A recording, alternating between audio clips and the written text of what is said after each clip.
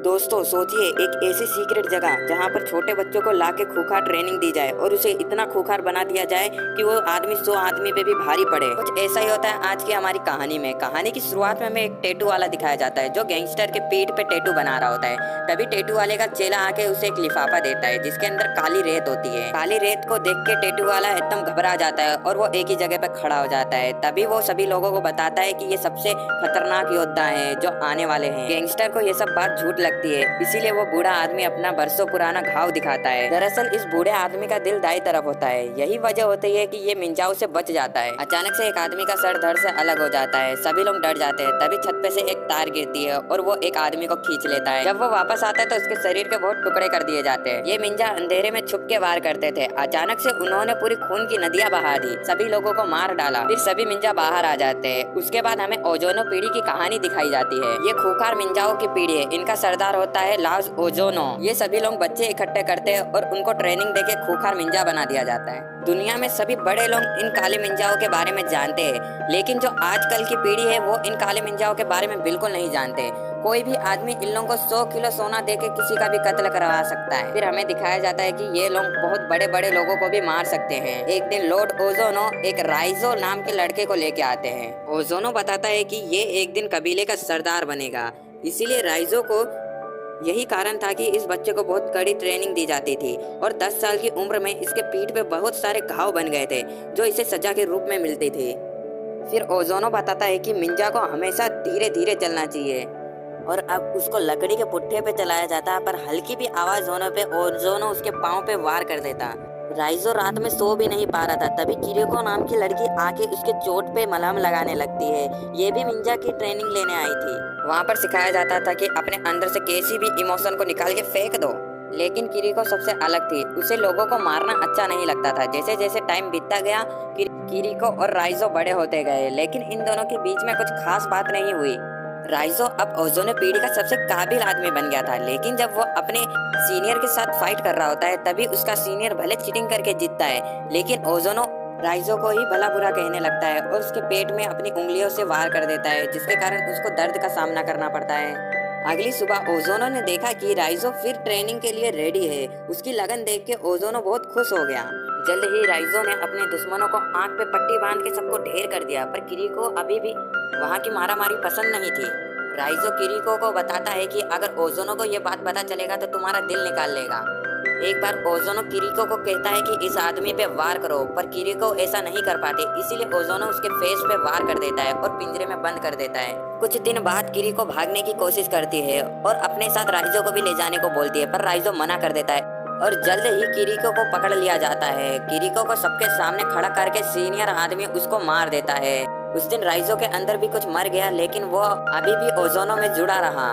कुछ साल बाद बर्लिन में मीका नाम की एक लड़की को मिंजे का होने का सबूत मिलता है। ये सबूत लेके अपने बॉस के पास जाती है, लेकिन मेस्लो ये बात मानने को तैयार नहीं था। ऐसे मिंजा मौजूद है जिसे सिर्फ बड़े लोग ही पहचानते हैं, इसीलिए मीका अपने बॉस को सबूत दिखाती है, क्योंकि अमीरों लोगों का पैसा इधर उधर होना और नेता लोगों का मरना इसमें सिर्फ मिंजा लोगों का ही हाथ है। फिर उन लोगों ने थोड़ी जांच की, तभी उन्हें पता चलता है कि एक जासूस ने भी ऐसे ही सबूत इकट्ठा किए थे, लेकिन उसे काम से निकाल दिया गया। फिर बाद में उसकी हत्या भी हो गई।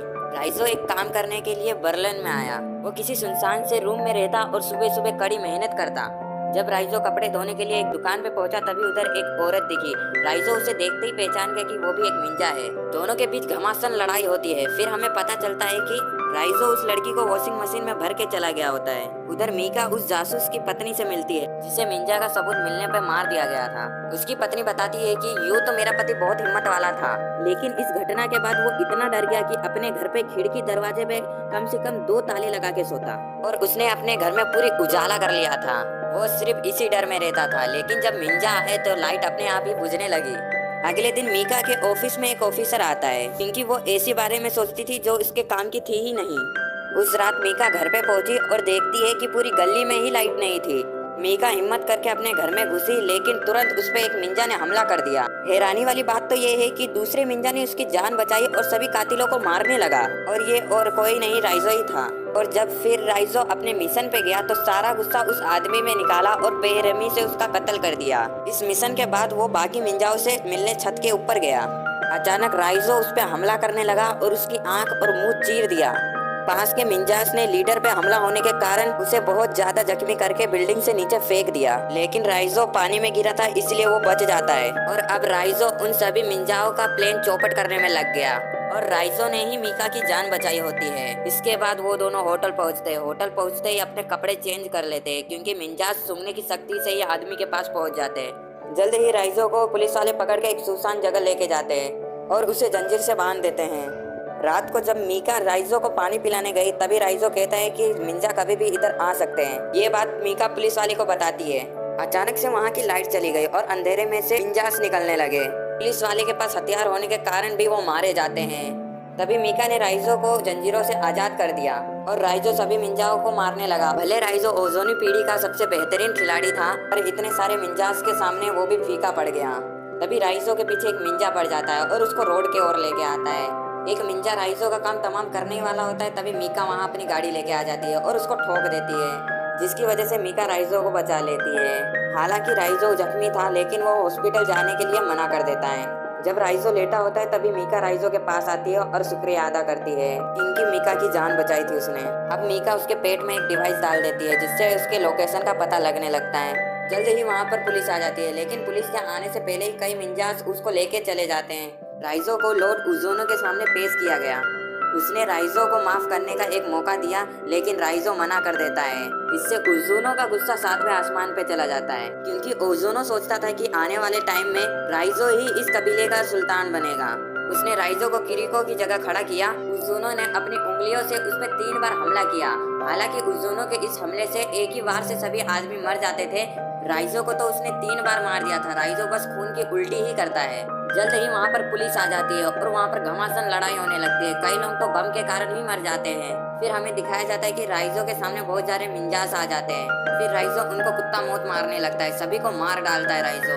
और अब राइजो अपनी सुल्तान के पास जाता है जो एक ही जगह पे बैठा होता है। अचानक से ओजोन हवा में गायब हो गया और राइजो को पीछे से धक्का दिया तो ही राइजो हवा में उड़ गया। फिर इन दोनों के बीच में घमासान फाइट होने लगती है। फिर ये अपने गुरु को बहुत मुश्किल के बाद मार ही डालता है और ये मीका को लेके बाहर आ जाता है। फिर हमें दिखाया जाता है कि राइजो दीवार पे चढ़ रहा होता है।